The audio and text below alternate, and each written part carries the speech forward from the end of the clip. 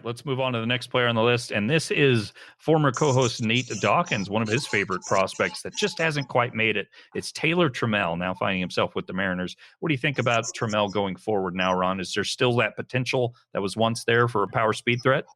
I think so, and I think that something you said about Julio Rodriguez definitely applies to Trammell, maybe even 3 or 4 times over, in the fact that he's in a system where he's not the ultimate hype guy. He's not any longer leading a prospect list for a team. He was in the Cincinnati organization for a long time, when he was super, super young. Another guy that I feel like we've been talking about for years upon years, because we have been. I think he got drafted out of high school. He's been around since he's like 18 years old. So he got traded to San Diego, where that was just always a kind of a weird fit to me. What didn't really have a path to playing time, but all of a sudden he ends up in Seattle. He's still right there. I think MLB actually had him as the number 100 prospect on their list. So he was the guy I was alluding to earlier, that you put him with Kelenic and Rodriguez, and that's just, if those guys pan out to even be a little bit of that potential, it's going to be scary. But I do think there's still a potential for the power speed here.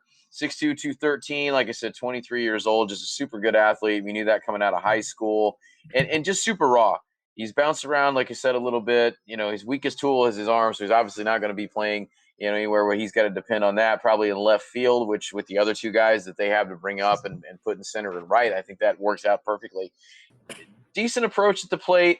Solid walk rate, just needs to cut the strikeouts down a little bit. But even despite, when you look at his last full season in the minors, even with that K rate that was 22, he still walked 14% of the time and still got you a 349 OBP. So in OBP leagues hasn't been an issue, but the last couple stops in AA did have a little bit of a issue with the average in the 230, 240 range. So he needs to up that a little bit. But you still have gotten 20 steals at every level. You've still gotten a little bit of power there. Hasn't quite shown the power potential I think that he still does have, but I think he still has a real shot to be a really nice player. But that, once that hype is kind of calmed down a little bit, maybe that will, allow him to come up and just kind of settle into a role and not necessarily have to be, the next 40-40 guy, but can settle into that lineup nicely with Rodriguez and Kelenic and just be a solid player and be a pretty solid fantasy contributor with 2020 threat.